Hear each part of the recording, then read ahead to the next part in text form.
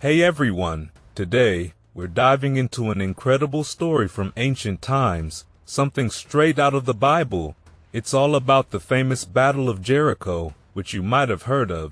This battle marks the very first fight the Israelites took on as they set out to conquer the land of Canaan.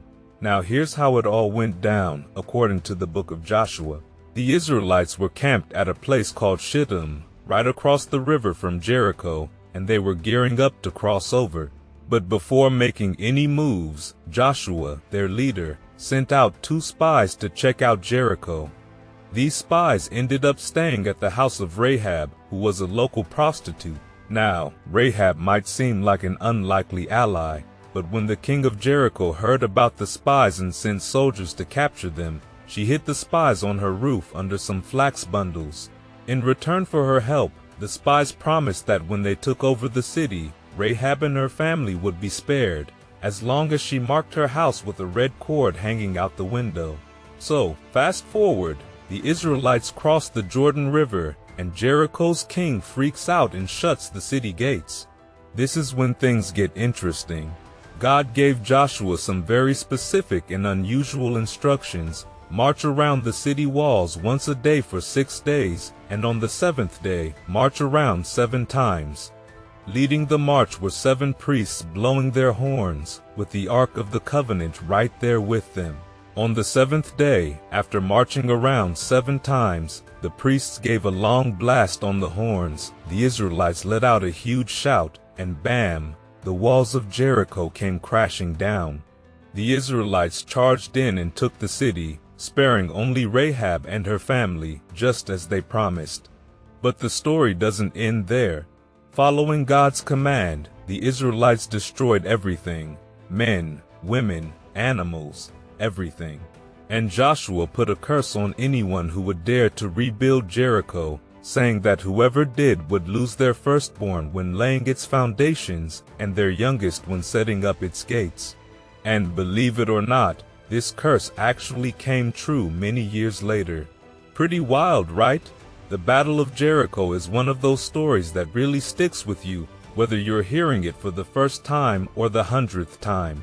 And now let's dig a bit deeper into the origins and the historicity of the Battle of Jericho. So the story of Jericho is not just a biblical tale, it's been the subject of a lot of archaeological research. Back in 1868, a guy named Charles Warren identified a site called Tel Es-Sultan as the biblical Jericho. This sparked a lot of interest, and soon, more archaeologists started digging into it.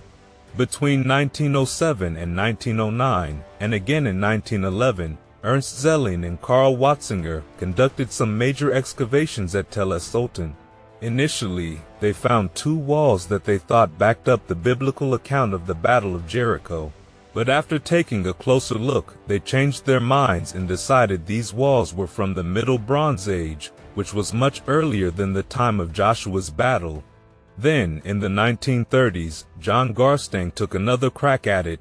He found a bunch of collapsed walls that he dated to around 1400 BCE. This seemed to align with the biblical timeline, but things got more complicated later on. Fast forward to the 1950s, and a new archaeologist named Kathleen Kenyon re-excavated the site. Her findings shook things up quite a bit. She concluded that the destruction at Jericho happened much earlier than Garstang had thought, probably during an Egyptian campaign against the Hyksos. She also found that the city of Jericho had been abandoned during the time Joshua was supposed to have led the Israelites against it. Later, radiocarbon tests backed up her claims, dating the destruction to the late 17th or 16th centuries BCE. There was a small, unwalled settlement that popped up in the 15th century BCE, but from then until the 10th or 9th centuries BCE, the site seems to have been deserted. More recently, archaeologist Lorenzo Negro from the Italian-Palestinian expedition has suggested there might have been some kind of settlement at Jericho during the 14th and 13th centuries BCE. He found layers from the late Bronze Age too in some parts of the site, although a lot of it was disrupted by later activities during the Iron Age, which makes it hard to piece together a clear picture from that time. Now, here's where it gets interesting. Negro and many other scholars caution against trying to find a literal archaeological match for the biblical story.